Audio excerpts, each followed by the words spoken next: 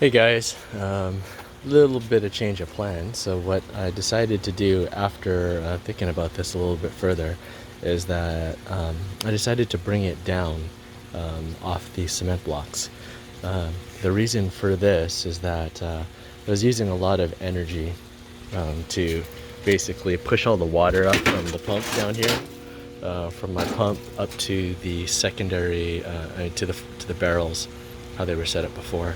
And the reason I did this before was so that it would gravity flow into the Backy filter aquascape waterfall over there. So, but after putting this together for the first time, I realized that I didn't need a whole lot of water flow up there into the filter. I'm into the waterfall. It worked.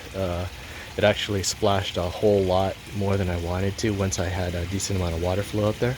So I decided to put jets in. So a majority of the water that goes through the pond actually goes back through the jets, which kind of makes it useless to push all the water up that high. So the new thought is to basically build these filters at a lower level, um, increase the flow of the water because the pump doesn't have to work as hard. And then what I'll do for the waterfall, because it can no longer gravity flow, is I have bought a cheap little $20 pump off of Amazon. It's supposed to do 800 gallons an hour. That's probably way overstated, but I did test it. And so what I'm going to do is stick this little pump up here in this area and then feed that into the top of the waterfall. That way I'm only pumping the water to the waterfall that actually goes over it, to that height.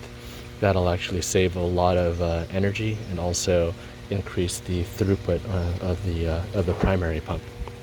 So that's the idea. Everything's going to come down a little bit. I've got all these cement blocks that I no longer need, and probably some of them I can still return. I've already went ahead and plumbed a couple of the new barrel. So this is the new barrel. This is the old barrel, and this new barrel. You notice that I went ahead and you can see it off to the side here.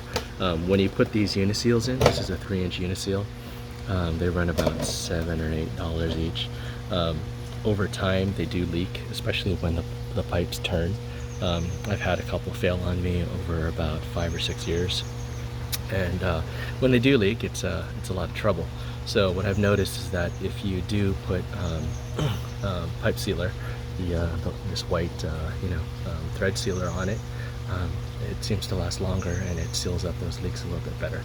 So that's my little tip of the day. I've used these quite a long time, and over many years, they do fail, and so this will prolong the life of it just a little bit longer. So, all right, that's pretty much it. I think that's about as far as I've gotten. I'm gonna go ahead and plumb the other side of this, and I'll show you that when I'm done.